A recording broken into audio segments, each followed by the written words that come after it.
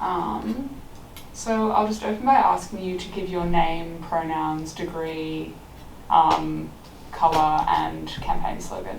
Do you want me to look at the camera or you? Whichever one. Look at Roy. Yeah. Oh, okay, sweet. So I'd like to acknowledge that I'm actually so I live in Western Sydney, so I come from Daru country, so equally unceded, and as a first generation immigrant, I'm an inadvertent beneficiary of the colonial system that continues to actually benefit from the genocide of the Aboriginal people. My name is Naz Sharifi. I'm in fourth year law. Law and arts with a major in international relations. My colour is baby blue, like the shirt that I'm wearing today. My slogan is Naz is needed, and my campaign manager is Twishang Chintan Maneni. Cool. Do you have any factional affiliation? No, I don't. However, I have campaigned, or I've changed my DP for Lauren's grassroots presidency campaign. No problem. Are you a current member of any political parties? No, I'm not. No worries. Are you a previous member of any political parties? No, I'm not. No problem. Maybe I'll ask, what motivated you to run for USU Board? Yeah, for sure. I think over the last few years of my university experience, the USU has played such an important role in shaping how I experienced university, the different events that I attended, and it really enriched my experience outside of the classroom. And I think for me, university, coming from a very small school, was more than just educating myself. It was about building an entire network of people that I connected with on similar values, similar ideals, and meeting people from different perspectives to really enrich my own experience. And the USU has played such an important role in that. And for me, as a student who started quite early on into that 2018 and seeing the transition that we've had over the last few years, pre-COVID, during COVID and post-COVID, for me it's really important that those changes that were implemented during COVID remain as a accessible infrastructure to student flexibility, and ensuring that we are maintaining a really important, a really beneficial trajectory for the USU. For me, it's also important as an intersectional person from a diverse background that the student body is represented in student leadership. Unfortunately, over the last few years, this has not been the case, and a lot of times the ramifications of that end up in policies being tabled or being pushed that impact communities and student communities from diverse backgrounds more adversely than the general student body. And as someone who has gone through that and understands the ramifications of not having a representative body, it's important for me to ensure that that representation comes from the students who are really genuine in their approach and genuine in their change making and vision to the USU. Great, perfect, thank you so much. Can I ask about your experience with clubs and societies? Yeah, for sure.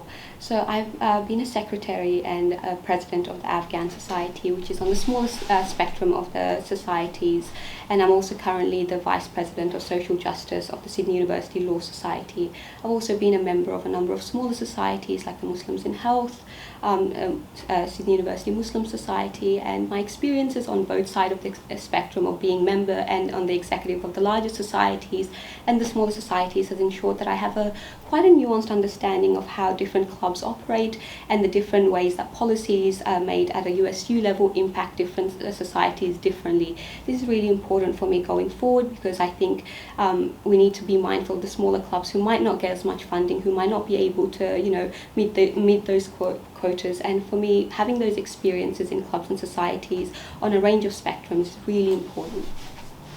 Great, thank you so much.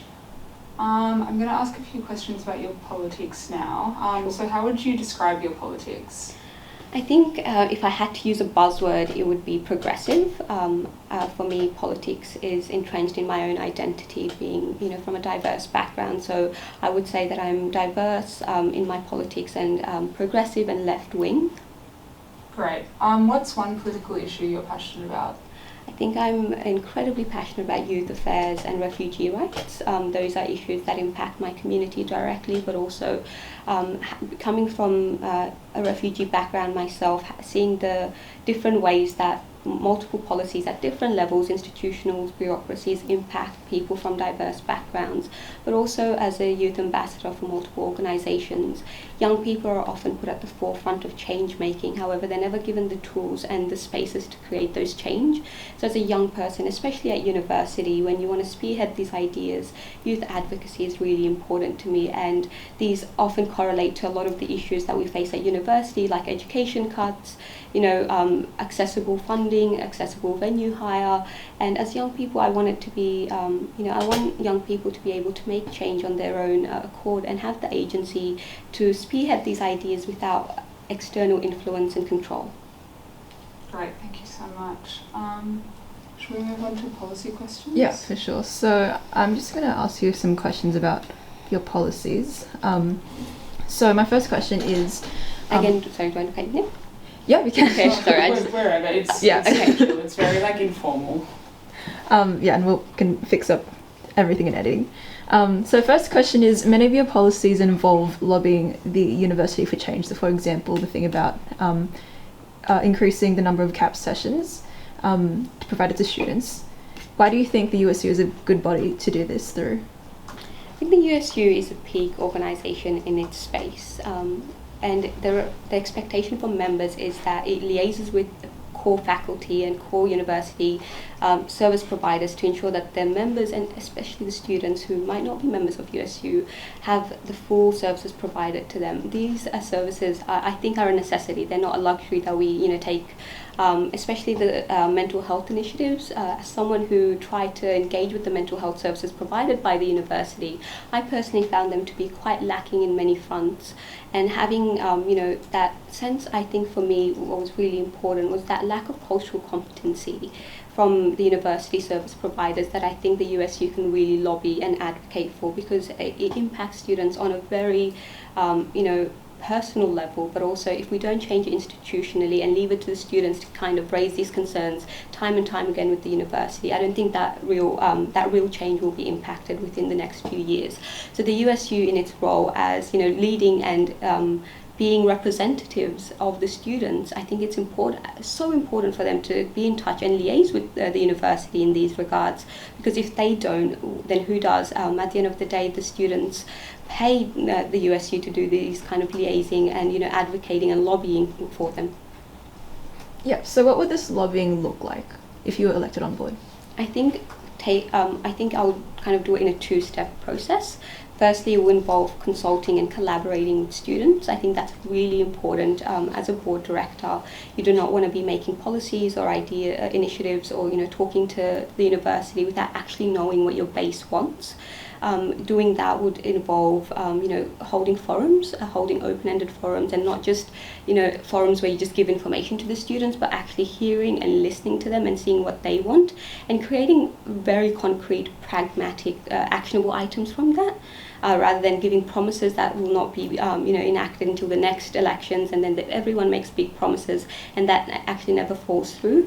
And the second step of that would be to get in touch with the relevant faculty or the relevant service providers over multiple sessions of ensuring how can we collaborate on this, how can we bring student voices to these experiences, and how do we change in a way that's practical and benefiting students and also the university. So lobbying the university can require a delicate balance between criticism and maintaining working relationships with the uni. So how do you think the organisation should navigate this? I think that's quite simple. We know what our values or our responsibilities are, and the university has quite a real understanding of that as well. Ensuring that we are not severing those relationships with the university and ensuring that students are made happier. It is a fine balance. However, we need to make sure that students at the end of the day are getting the best, the best experiences that they can, and that can not only be left to the USU, it's working together with the university in ensuring that they understand why we're doing this. It's not just tabling policies to them saying that this is what we want, but actually providing solutions as to how they can enact those changes, those policies. And when it comes to criticism, I think criticism is always welcome insofar as it's critical to the change that we're making, and receiving those criticisms I think should be welcomed. insofar as allowing people to say that these are the issues that we're having and your policies have real gaps in it that we need to change. And like I said, that would happen through constant collaboration, constant consultation with the university, but also with the student body, especially clubs and societies. So your policy statement also refers to increasing representation for marginalised students at all levels. Could you elaborate on what you mean by this and how you plan to achieve this? Yeah, absolutely. I think very superficially, having people who look like you at different levels makes all the difference. And I say this from experience. Over the last few years, going through the USU elections, going through the SRC elections, going through leadership positions, you don't really see a diverse range of students. And unfortunately, that's a criticism of the entire institution that we're a part of. However, to change that, we need real representation, genuine representation of diverse and marginalised communities in positions of decision making. Me running is an example of that. It's difficult and it's challenging, and I mulled it over multiple times. However, having people who look like you even run, maybe not win, gives you that confidence that you can be part of those decisions, that you don't have to always be on the sidelines. And I think that's really important. More so, I think, like I said, ensuring that these students from diverse backgrounds, marginalised communities, are involved in the decision-making processes that impact their life differently. And at times, policies get tabled, and initiatives get brought up, and there's not real consultation with communities that might be impacted differently. And I think for me that's really important, because a lot of times these students bear the brunt of these policies and they don't have a mechanism to actually give feedback. So I think representing those voices, creating safe spaces for them to actually come and speak to people who look like them, who share the same experiences as them, and who has gone through that kind of period of being on the marginal sides of university. So for me, in creating those spaces, creating that agency for them, and creating really practical mechanisms that they can provide feedback, engage meaningfully with the USU, but also with the wider student community. Yeah. So I also wanted to ask about what you mean by all levels, and I guess more specific examples about what that entails. So could you talk about that a bit? Yeah, absolutely. When I say all levels, I think it's on a few fronts. The first front is leadership positions, so things like being board director, being club and society execs, and just increasing the diversity of communities that are often marginalised and diverse within the student body itself. When I first started in 2018, there wasn't many, at least in my first 2 years. I found it really hard to find a really cohesive community that I can, share experiences with. And one initiative that we're kind of running as part of SOLS is to engage with low socioeconomic areas in Western Sydney, where I'm from, where we don't get a lot of student participation from. This could look like, having information sessions with them and their parents in different languages. And I know it seems somewhat far-fetched. However, we've got the resources, we've got the ability, and we can really enact change that goes beyond tokenistic measures of diversity and inclusion that often don't lead to real change and real inclusiveness for the student body. So many clubs and societies have existing affirmative action provisions. So where these exist, do you believe that they've been successful, and how do you think that they can be improved? So could you elaborate on what you mean by affirmative action? Any clubs and societies have... Can you help me with this one real quick? Yep. So sorry, I'll just pull up the club and society question. I'll highlight it. Yeah. Okay, so a lot of clubs and societies in the last few years have put in place affirmative action provisions for their executives. Many of them have split roles, like vice president and secretary, so that they can ensure there's two roles, so that there can always be at least one male or female? Yeah. Where these have been put in place, do you believe they've been successful, or do you think that there needs to be further action implemented? I think how clubs and societies run is by and large, at the discretion of the members, and ensuring that we've got affirmative action, but also a merit-based system. Not to say that one is mutually exclusive. I think there is room for reform in this regard. I do think that we do need more diversity in executive roles, especially in positions like you said, VP and president. However, in saying that, I'd have to look at different clubs and societies. It is a case by case basis, and it's important for us to recognise that when there's no there's someone who doesn't identify as a female or a woman running for that position, what happens then? So having those provisions in place to ensure that we are going towards real diversity and real inclusion. However, having really practical steps as to what we do if that doesn't happen. Yeah. Speaking of marginalised students, yesterday Honi did publish an article about the pretty bad state of disability spaces and disability services for disabled students. I think it found that it's been in the works. It's been back and forth for over 2 years. People have said that it's going to happen and it just hasn't happened. Do you plan to address this issue, and if so, how would you go about doing that? Yep, absolutely. Khan's article was, heartbreaking. As someone who is an ally, and I don't say that tokenistically. I truly feel what it feels like to be earning for something and being pushed back by bureaucracy. At the lowest level. I definitely think that it is really important for us to create more systematic change on that front. The fact that it's taken, like you said, more than 2 years to create a safe space for students who identify with disabilities, it's abhorrent, honestly. I think that's really terrible for us as a student body, but also as a union who boasts itself as representing all students, when we can't even make real change and using bureaucracy as a justification for those, we can't find a space, or we need to move this from here. I think it's really important for us to make real change on that, and efficient change. It's high time that we don't pass it on to the next executive without a proper rollover, and really look at what we've been doing over the last few years and why that's not happened yet. Can you think of any specific examples of how you might go about fixing that at this stage? Yeah, absolutely. I think consulting with the members, board directors, and finding a suitable space.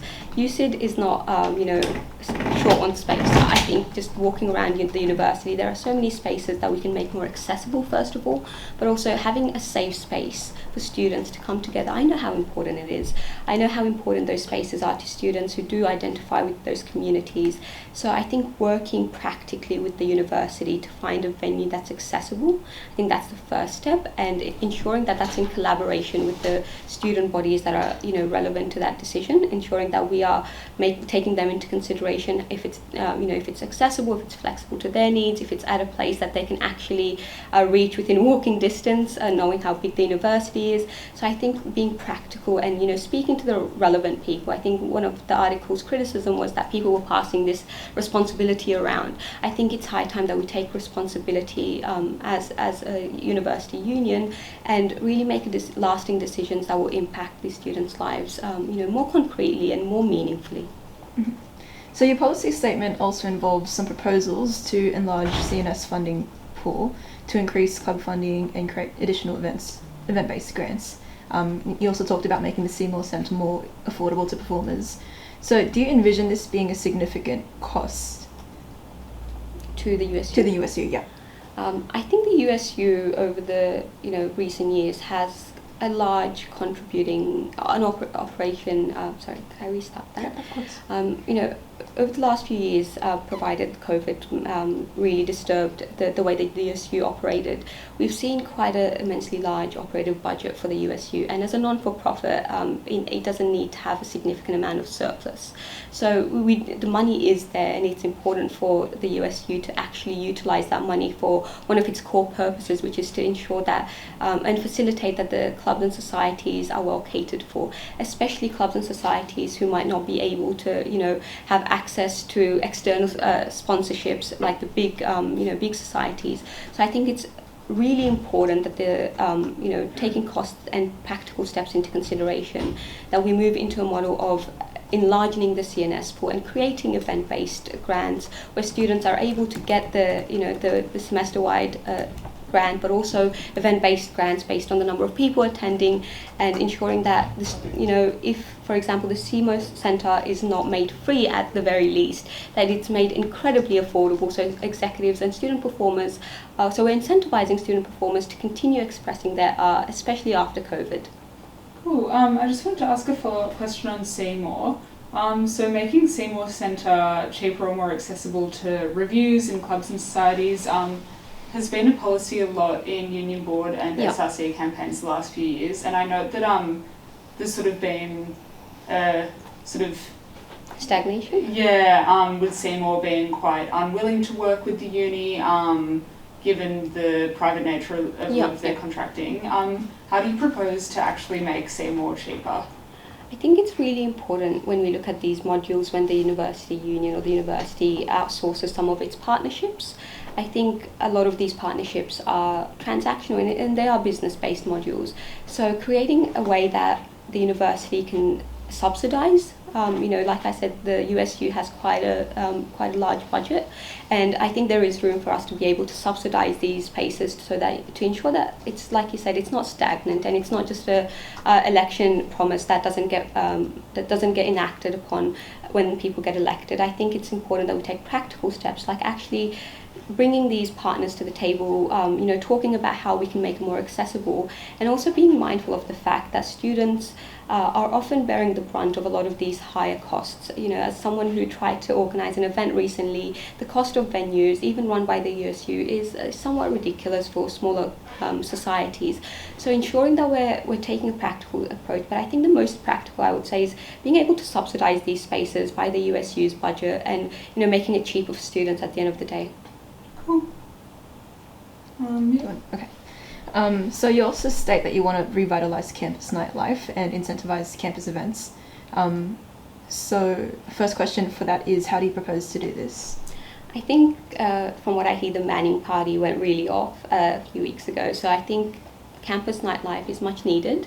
I think especially after COVID, after students being cooped up in their own spaces for the last 2 years, nightlife provides an opportunity for you to kind of make up for lost time outside of class hours. A lot of the daytime events are often not able to be attended by students who have class, who work, and revitalizing nightlife can look like more parties, better food and drink deals, but also creating more culturally safe and sensitive events where students who might live too far, are able to attend and still get home in time safely. Culturally sensitive events in the fact that a lot of people don't drink alcohol, and having events that are not centered around alcohol but around socializing and food and different different interests. It's really important in the sense of accessibility, and I think ensuring that clubs and societies have the budget and have the ability to actually host these events, and definitely having more USU run events which can involve large scale parties, smaller get-togethers, and ensuring that everyone, as many people as is involved, but being mindful of the fact that we do it safely in a COVID safe way, and take into consideration that a lot of students, for many reasons, whether international students, being immunocompromised, living too far away from campus, are still involved in these in one way or another. So you did mention a lot about like the safety stuff there. So can you think of, I guess, any specific examples at the moment of some of those safety considerations that you would look to implement for these night events? Absolutely. I think providing, at least for the foreseeable future, free RAT tests to students to ensure prior to the event, so if they register, whether if it's a ticketed event or a free event, providing them prior to the event so that they can maintain a safe, so between 48 hours and 24 hours, so we know who is coming and who is unsafe to come. But also during these events, ensuring that we've got COVID marshals at the least to ensure that the students feel safe, and although the restrictions are easing as we head towards a federal election, it's important for us to keep in mind that a lot of students are still, immunocompromised. A lot of students are still living with people who are immunocompromised or feel unsafe to be out and about. So I think taking those considerations into mind, planning events with that at the forefront of our mind, not as a second thought, is really important. And where possible, providing masks to students if they feel safe or unsafe to wear, depending on where they're going, and I don't think I would go as far as to say would mandate masks unless it's mandated by the health orders. However, providing the mechanism so that students don't feel like they have to go out of their way to be safe. Sure thing. So you also have reviewing the USU's investment strategy in your policy. What do you know of the USU's investment strategy at the moment? Yeah, so I think the Honi did a fantastic article yesterday, kind of reviewing and going through that, and how we, although not directly investing in these companies that have been notoriously known to do quite a lot of unethical things, especially in different parts of the world that we are not impacted by, as within Australian borders. For me, it's really important that we review those decisions. And although while we're not funding them directly, and the way the investment module works, it's not that we're paying them our money. However, at the end of the day, we have a stake and we have an interest, and those interests often is at odds with the wider societal expectations of us, but also as a student body. A lot of our students, as mentioned in the article, are mindful of the ramifications of these investment portfolios that adversely impact communities on many levels. So I think having a real review, a genuine review, and when I say genuine, I don't mean just tokenistically doing it because there's a hype around it, but taking into consideration working with management, especially for event sponsorships, and as to who is investing out in our events, who are we investing in, even on a investment level, in terms of if we're not directly investing, the people who are investing on our behalf, who are they investing in, and how is that impacting us and our trajectory? Yeah. So that article also found that a lot of the current board members weren't aware about all of those investments. So what would you do to stay informed about those investments if you were elected? Absolutely. I think, like I said, no, you wouldn't know. Okay, sorry. I'll That's okay. restart that. Yeah. Excuse me. Look, it's totally fair that some of the board directors were not privy to all the information. I understand that some of the information that was, on the Oniswa article, it is quite nebulous and it is quite technical as to how these systems work. And if you've not got a keen eye for investing, it can be remiss. However, it's the role of the board directors to understand how the USU money is being used, where we're investing. And the way you can do this is have constant, at least, bringing up in different meetings and ensuring that we are trained to understand the different terms, the technical terms. And, training can be once or twice a year to just refresh the board directors' minds as to what we mean when we talk about these modules, how our money is being spent, how the, investment portfolio works. I think that's really important. As well as for accountability reasons, ensuring that all board directors are in these meetings, in these training sessions, so that they cannot use the justification of I didn't know, I wasn't aware of that, because I think it is your duty to the members but also to the USU to know where the investments are going and where they do not align with the students' interest and with the USU's interest, to ensure that we are taking practical steps to ensure that we are rectifying those investments in the most practical way forward that's not adverse to the USU and to the students. Mm-hmm. So if you were given the opportunity to vote to divest, if you were elected on board, how would you vote? By divest, do you mean from the companies listed? Divesting from those companies with those fossil fuel links. I think it's really important for us to take a holistic approach. I would like to know how that divesting will go about in terms of the long-term ramifications. I am by principle against these companies. I'd like to just make that clear. However, in relevance of the USU, I will be voting against it insofar as if there is a practical solution that's counter to that, so that we are not, our members are not being adversely impacted by that, and our staff is not being adversely impacted by that. So I think that's really important for me to take a holistic approach, but also a practical approach to this. However, to answer your question shortly, yes, I will be voting against it. Sorry, just to clarify, voting against divesting? Or... Sorry, voting in favour of divesting. Yeah, okay, sorry. cool. Yeah. So that's all right. Just thought to clarify that. Yeah, of course. So I will be voting in favour of divesting in more ethical investment funds, and there are many, and we can find reasonable and practical solutions to those. However, like I said, it's important for us to take into consideration the long term, the short term, and the real human, ramifications of that. Yeah. I wanted to ask about this point you have in your policy statement about reforming institutional sexual harassment reporting and response mechanisms. given that the NSS Yeah. report Yeah. found that 1 in 6 students yeah. face. Yeah, and a lot of that happens in clubs and societies Mm. context. So how would you go about doing that? I think this comes back down to who are these reports going to? In terms of clubs and societies, if members are reporting these incidences to executives who are volunteer students at the end of the day, who are quite young and who might not have the level of experience and training to actually deal with these matters.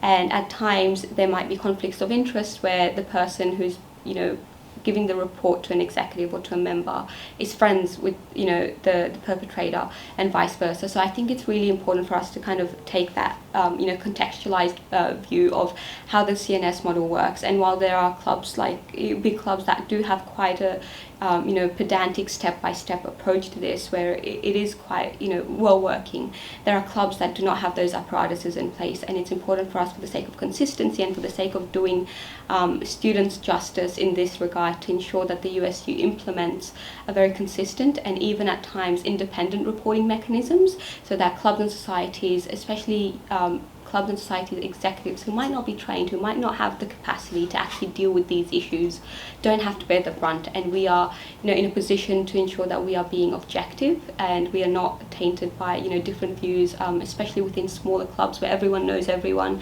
So I think reforming that to ensure that we are changing institutionally rather than directing case by case basis on terms of club, which can be time consuming, but it also can put our clubs and societies in a very vulnerable position when they do not know what their role is, when they do not know how they should react to this. So I think instituting it through the USU, maybe through an independent mechanism, maybe through an internal mechanism that's external to the clubs and societies, I think that's really important.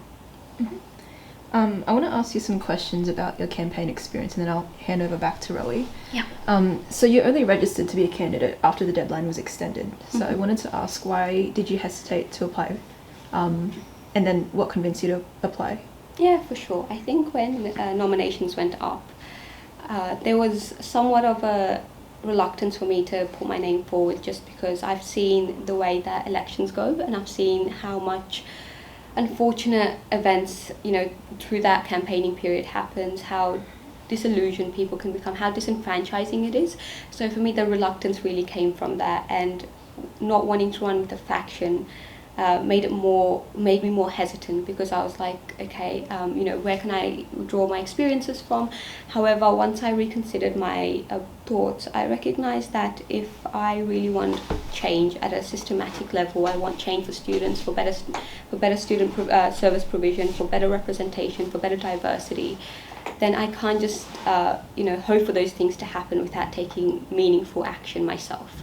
I'm a real believer in that if you are complaining about issues, then in whatever capacity you can, you should really try to push for change in those spaces. And this was my way of kind of battling my own self and challenging my own views as to what is required to be, to nominate myself, and facing the challenges as it comes. And although I did nominate myself late, I don't think that precludes me from being any less of a candidate, and also having less of an experience or forethought about it. So did you want to ask a question? Oh, no. Okay. So yeah, speaking of, I guess, you running as an independent. Yeah.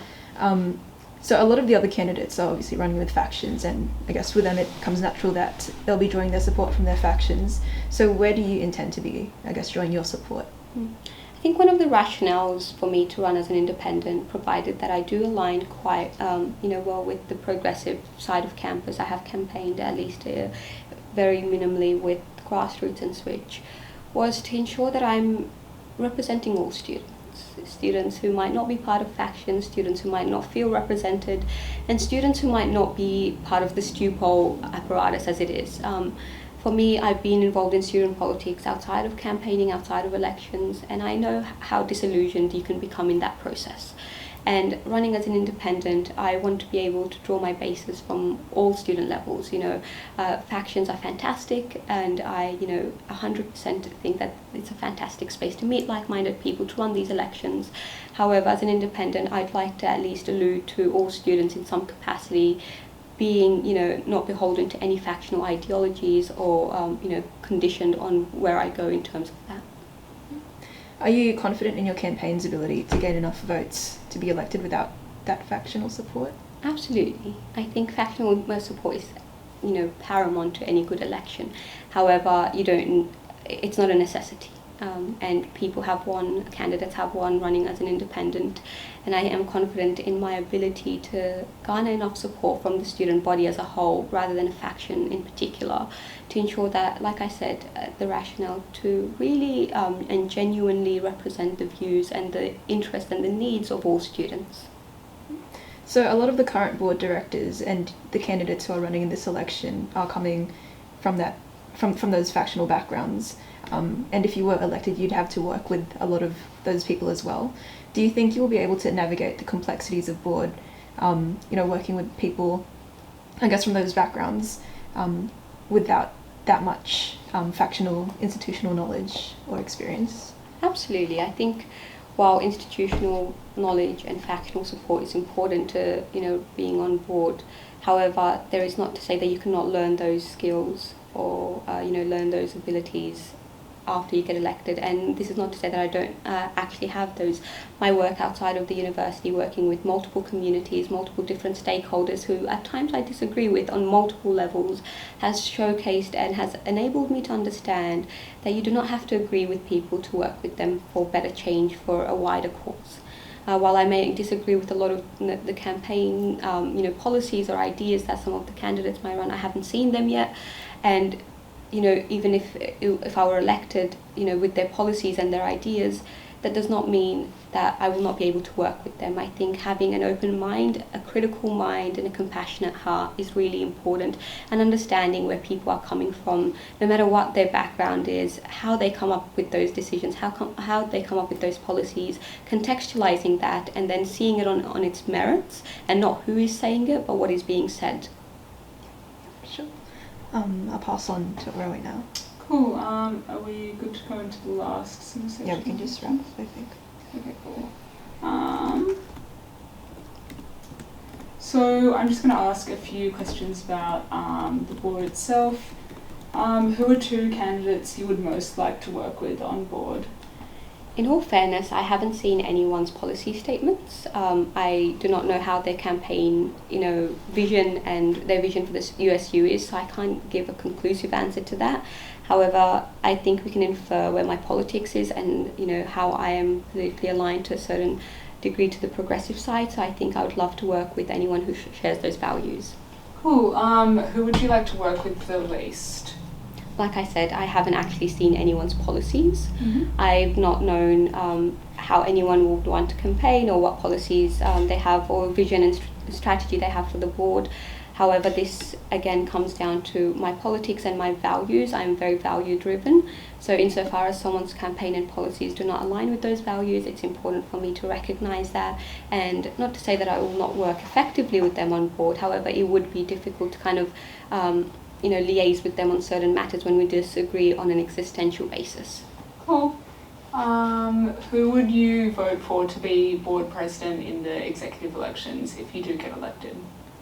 I don't know who's running for board elections. We're not privy to that yet. However, I am of the keen believer that I want to be judging people based on merit, based on strategy and vision, aligned with my own values and ideals of what a good USU looks like. And whoever presents their case in a way that's really beneficial to the student body but also to the USU, I also want to let it be known that I do not want to give an answer insofar as their support being conditional on me being on board. I think I want to remain independent in my decision until I know where they're coming from, their policies, their vision for the USU. So until then, I can't give a conclusive answer. Cool. Can you say in one sentence why students should vote for you instead of another candidate? Absolutely. Because I am... In one sentence. Yeah. Okay. Or two sentences is fine. Just like a sort of brief overview of why. Yeah. Because I have a nuanced understanding of the student experience. Representing students is what I really care about, and ensuring that their needs are put at the forefront of the USU's strategy and vision is really important to me. Cool. Are you engaged in any preference deals? Not at this stage. Okay. Do you intend to engage in any? It's on the table, however, me and my campaign manager are still discussing a lot of that. So once I have an answer, then I will know. But at this stage, not at the moment. No problem. Is there anything else you want to add? Cool. Very good. That's it. You're all good.